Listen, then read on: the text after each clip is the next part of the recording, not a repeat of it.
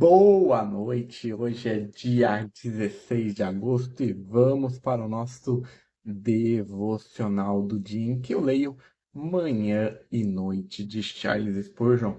Mas antes, vamos começar com a nossa oração.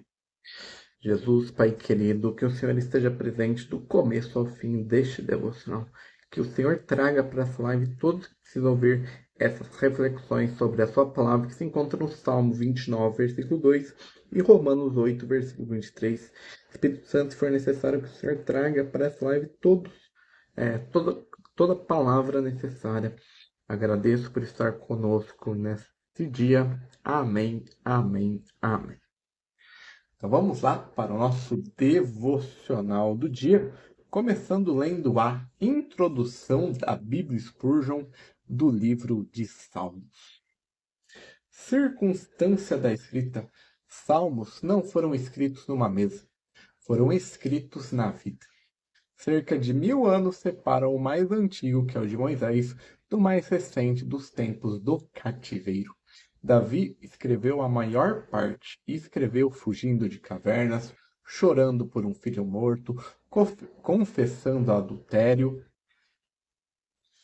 e dançando diante da arca. Asaf, os filhos de Corá, Salomão e outros contribuíram, e há salmos anônimos que talvez sejam os mais amados. São 150 cânticos divididos em 5 livros. A igreja tem cantado desde o princípio. Nosso Senhor citou os salmos na cruz. Os apóstolos citaram no púlpito e os mártires os cantaram no fogo. Aqui está a diferença entre este livro e todos os outros. No restante da Escritura, Deus fala aos homens. Nos Salmos, o homem fala a Deus. E ainda assim é Deus quem inspira as palavras, como se o pai ensinasse ao filho o que dizer ao pai. Que condescência! Ele nos dá até as palavras da nossa oração. Contribuição para a Bíblia. Os Salmos são a anatomia da alma do crente. Não há estado do coração humano que não tenha aqui sua voz. O jubilo, o pavor, a vergonha, a solidão, a ira contra a injustiça, cansaço. Este é o único livro do mundo em que o homem encontra o seu próprio gemido, escrito antes dele gemer. E são, acima de tudo, cheios de Cristo. Quem os lê sem os ver, não os leu. Houve o 22º Salmo, escrito 1000 anos antes da crucificação. E dize-me se não é a voz do Calvário: Deus meu, por que me desamparastes? Por que te afastas tanto de me socorrer e das palavras do meu bramido? Salmo 22, versículo 1. Aqueles foram as palavras que o Senhor gritou nas trevas do meio-dia. E vê o que vem depois no mesmo salmo: as vestes repartidas, as sortes lançadas, os ossos contados, as mãos e pés transpassados. Nenhum poeta adivinha assim. Isto é profecia. Atenta à estrutura de dar dor nesses cânticos. Muitos começaram no abismo e terminam em louvor, mas quase nenhum salta o abismo. O salmista não finge estar bem. Ele diz à sua alma que está abatida, que suas lágrimas são o seu pão e que Deus parece ter esquecido dele. E então, no meio ou no fim, vira-se para a própria alma e a interroga e mande-a esperar em Deus. Aí está o método da fé. Não é negar a treva, é falar com a alma dentro dela. Os salmos imprecatórios incomodam os delicados do nosso tempo. Não me incomodam. Ali um homem justo entregou a Deus a sua indignação em vez de tomar a espada e pede que o juiz de toda a terra faça justiça. É mais santo clamar por justiça divina do que executar vingança própria. Estrutura. Livro 1, Salmo 1 ao 41, quase todos de Davi. Começa com os 2 caminhos, a árvore plantada junto às águas e a palha levada pelo vento. Contém o 22º, o 23º e o 24º, que são o Salvador morrendo, apacentando e reinando.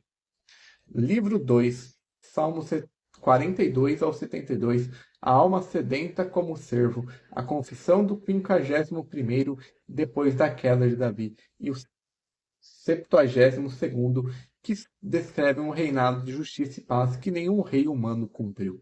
Livro terceiro, Salmos 73 a 89, Asaf entrando no santuário para entender por que os ímpios prosperam. 84º, com a saudade dos átrios, e o 89º, que celebra a aliança com Davi e termina em perplexidade. Livro 4º, Salmo 90 ao 106. O 90º de Moisés, sobre a brevidade da vida. O 91º sobre a sombra do Altíssimo, e uma série de cânticos que comprovam que o Senhor reina. Livro 5º, Salmo 107 aos 150. O 119 com 176 versículos em louvor à palavra. Os cânticos dos peregrinos que subiam a Jerusalém. E o grande final, 5 salmos de aleluia, terminando com tudo que respira, louvando ao Senhor. A Bíblia dos judeus termina a sua oração em louvor. E assim deveria terminar a nossa.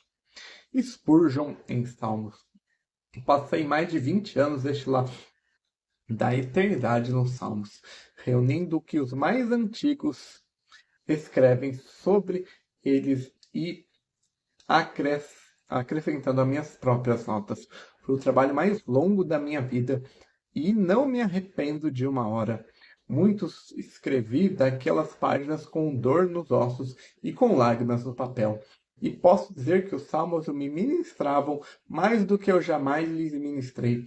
O 23º salmo foi o meu travesseiro em cada enfermidade. Nota o pronome, o Senhor é meu pastor. Costumava dizer ao meu povo que a doçura daquele versículo não estava na palavra pastor, e sim na palavra meu. O pastor em geral não consola ninguém, o pastor que é meu enche a alma. O 42º salmo pertence aos melancólicos, e eu sou um deles. Por que está abatido, ó minha alma? Aprendi ali que o crente não deve falar consigo mesmo em vez de escutar-se a si mesmo. Metade de nossa tristeza vem de ficarmos ouvindo o que nossa alma diz, quando deveríamos tornar a palavra e ordená-la-lhe. Espere em Deus. Salmos 119 me ensinou a reverência pela Escritura. 176 versículos e quase todos falando da palavra, e nenhum deles cansado. Quando os homens de alta crítica começaram a cortar a Bíblia em pedaços, eu voltava a este salmo e ficava firme. Uma geração que perde o apetite por esse cântico perderá logo o apetite pelo Evangelho. A soberania de Deus é o travesseiro sobre o qual o cristão descansa a sua cabeça. E essa é a introdução da Bíblia Spurgeon para o livro dos Salmos. Agora vamos ler o devocional da manhã. Tributai ao Senhor a glória devida ao seu nome. Salmo 29, versículo 2. A glória de Deus é o resultado de sua natureza e de seus atos. Ele é glorioso em seu caráter, pois não há tanta riqueza de tudo que é santo. Bom e amável em Deus, que é imprescindível que ele seja glorioso. Que ações que fluem de seu caráter também são gloriosos. Porém, embora ele intente que eles manifestem suas criaturas sua bondade, misericórdia e justiça, ele se preocupa igualmente que a glória associada a ele seja dada apenas a ele. Não há também coisa alguma em nós que possamos nos glorificar, pois nós faz desfrutar um dos outros, e o que temos que não temos recebido de Deus de toda graça, então quão cuidadosos devemos ser para caminhar humildemente diante do Senhor? No momento em que glorificamos a nós mesmos, nos colocam como rivais do Altíssimo, visto que há espaço apenas para uma glória no universo.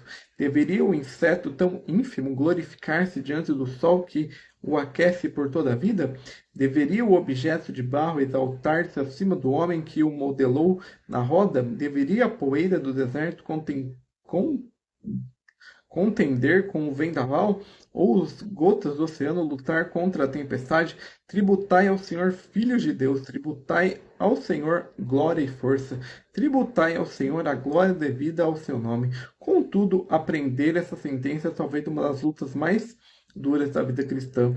Não a nós, Senhor,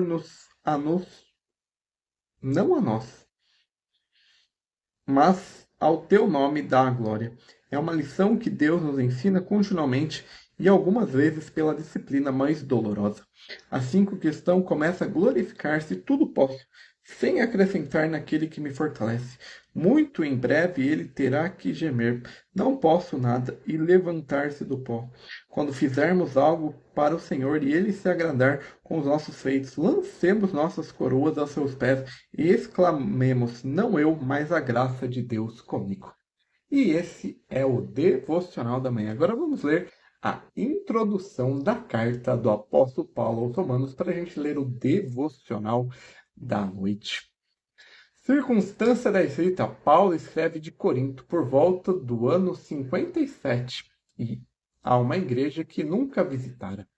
Este é o fato notável: a mais completa exposição do evangelho que existe foi escrita para desconhecidos. Ele pretendia ir a Roma e sair dali para a Espanha. Enquanto esperava, ditou esse tratado a um escriba chamado Tércio, cujo nome ficou no 22º versículo do último capítulo. A carta foi levada por Febe, uma diaconisa da igreja de Crencreia. Deus confiou a mais alta doutrina cristã à bolsa de viagem de uma mulher, e não se importou com o que os grandes do mundo pensariam da mensageira. A igreja de Roma tinha judeus e gentios, e havia entre eles a tensão que se pode imaginar: os judeus com a herança da lei e os gentios com a liberdade recente. Metade da carta é doutrina e metade é convivência, e não se separam. Quem entende a justificação pela fé trata melhor o irmão que come de outro modo. Contribuição para a Bíblia. Romanos é a catedral da fé cristã. Aqui está a doutrina, não é dada em fragmentos, é edificada em ordem. A ruína de todo homem, a justificação pela fé, a santificação pelo Espírito, a soberania de Deus na eleição e a vida prática que decorre de tudo isso. Um homem que domina Romanos não será facilmente enganado por nenhum erro. O tema é anunciado no princípio, como uma valentia que sempre me comoveu, porque não me envergonho do Evangelho de Cristo, pois é o poder de Deus para a salvação de todo aquele que crê, primeiro do judeu e também do grego.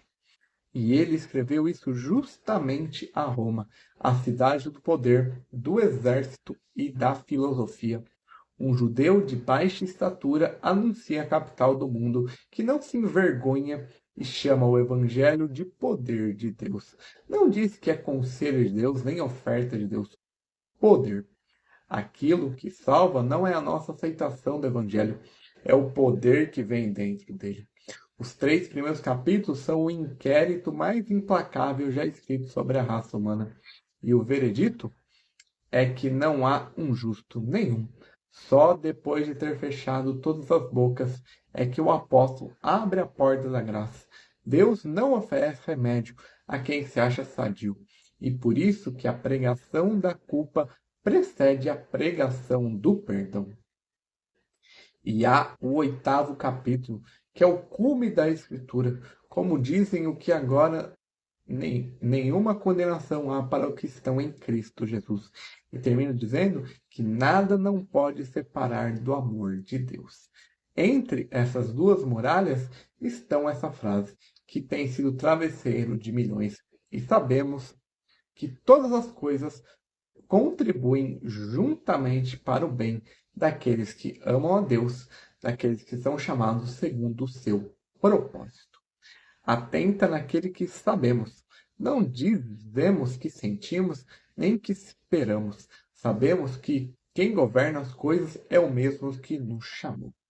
Estrutura, capítulo 1 ao 3, a condenação. a revelação da ira contra a impiedade dos gentios, a mesma sentença sobre o moralista e sobre o judeu com a lei.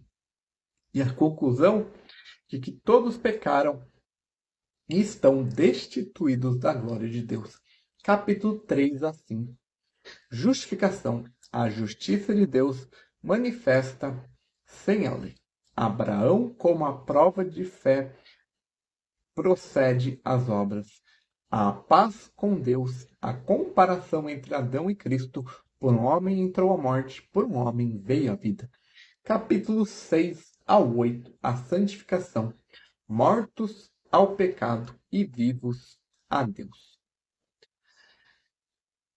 A luta do 7º capítulo com a lei do pecado nos membros e então o Espírito, a adoção, a esperança da criação que geme e a cadeia de ouro, os que ele predestinou, chamou, justificou e glorificou. Capítulo 9 ao 11, a soberania de Israel, a eleição de Jacó e a rejeição de Esaú, o oleiro e o vaso, o remanescente, a oliveira e os ramos enxertados, o mistério de que Israel não foi lançada fora para sempre. Termina naquela doxologia sobre a profundidade da riqueza da sabedoria de Deus. Capítulos 12 ao 16. A vida cristã. O corpo como sacrifício vivo. O amor sem fingimento. A sujeitação às autoridades. A paciência como irmão de consciência frágil. Os planos de viagem e aquela longa lista de saudações com 26 nomes. Deus achou por bem eternizar o nome de crentes comuns no fim de sua carta mais teológica. Spurgeon em Romanos. Devo a esta carta a minha teologia e a minha paz. Foi lendo o 3º capítulo, ainda rapaz, que compreendi que a justiça que Deus exige é a mesma que Deus fornece. E desde então não busquei mais nada em mim. Agradeço a Deus de todo o meu coração, que desde a minha conversão nunca soube que estar fora do 7º de Romanos, nem fora do 8º de Romanos. Dito isso, sem contradições, no 7º aprendo que sou por natureza e a batalha ali escrita é a minha batalha diária. No 8º aprendo que sou em Cristo, e ali não há condenação alguma. Quem vive só no 7º desespera. Quem finge viver só no 8º mente. Preguei do capítulo 9 nos anos em que a graça soberana era mal vista nos púlpitos ingleses. Diziam-me que aquela doutrina do oleiro e do vaso afastaria os pecadores. Respondi que nunca vi um pecador afastado por saber que Deus é soberano. Vi muitos afastados por ministros que lhe prometiam salvação sem arrependimento. E acrescentava, se a eleição não fosse verdadeira, ninguém se salvaria, porque nenhum de nós escolheria primeiro. E o 8º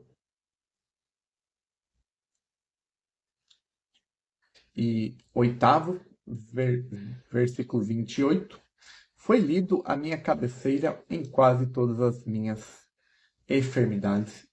Ele não disse que todas as coisas são boas. A gota não é boa, a calúnia não é boa, o luto não é bom. Diz que trabalham para o bem. São como ingredientes amargos numa receita, provados sozinhos, intragáveis, postos na mão do médico, remédio.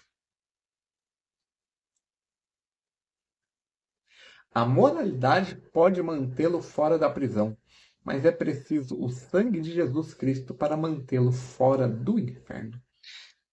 E essa é a introdução da Bíblia Spurgeon para a carta aos Romanos. Agora vamos ler o devocional da noite. Mas também nós que temos as primícias do Espírito, Romanos 8, versículo 23. Nossa presente posse está declarada. Já temos primícias do Espírito, temos arrependimento. Essa é a pedra preciosíssima. Fé, a pérola inestimável. Esperança, a esmeralda celestial. E o amor, o glorioso rubi. Já foram feitas novas criaturas em Cristo Jesus. Pela obra vigente do Espírito Santo. Isso é chamado de primícias porque vem primeiro. Como a mesa era a primeira na colheita, como a messe era a primeira na colheita, assim a vida espiritual e todas as graças que adornam essa vida são as primeiras ações do Espírito de Deus em nossa alma. As primícias eram o penhor da colheita. Assim que o israelita arrancava as primeiras espigas maduras, ele tinha a alegre expectativa do momento em que as carroças iriam ranger pelo peso da safra. Então, irmãos, quando Deus nos concede dádivas que são puras, amáveis e de boa forma, como a obra do Espírito Santo, elas são prognósticos da glória por vir. As primícias eram sempre santas para o Senhor, e nossa nova natureza, com todo o seu potencial, é oferta consagrada. A nova vida não é nossa para que atribuímos sua excelência aos nossos méritos. É a imagem e a criação de Cristo, e é destinada à sua glória, mas a primícia não era uma colheita. O Espírito e a obra do Espírito em nós, neste momento, não é a consumação, a perfeição ainda está por vir. Não devemos nos glorificar por termos alcançado e considerar a messe como produto do ano todo. Devemos ter fome e sede de justiça e anelar pelo dia da completa redenção. Caro leitor, nessa noite, abra sua boca e Deus a encherá. Que benefício das propriedades do presente o incita a cobiça sagrada por mais graça? Clame interiormente, gemendo por mais consagração, e seu Senhor a concederá a você, pois ele é poderoso para fazer infinitamente mais do que tudo que quanto pedimos ou pensamos. E esse é o nosso devocional do dia 16 de agosto. Amanhã nós voltamos com a programação normal, o devocional da manhã entre 9 e 10 horas e o devocional da noite entre 8 e 9 horas. Que Deus te abençoe nesse final de domingo. Provavelmente quando você estiver assistindo no YouTube já vai ser amanhã, mas que Deus te abençoe nessa nova semana, que a gente proteja, te guarde. Amém, amém, amém.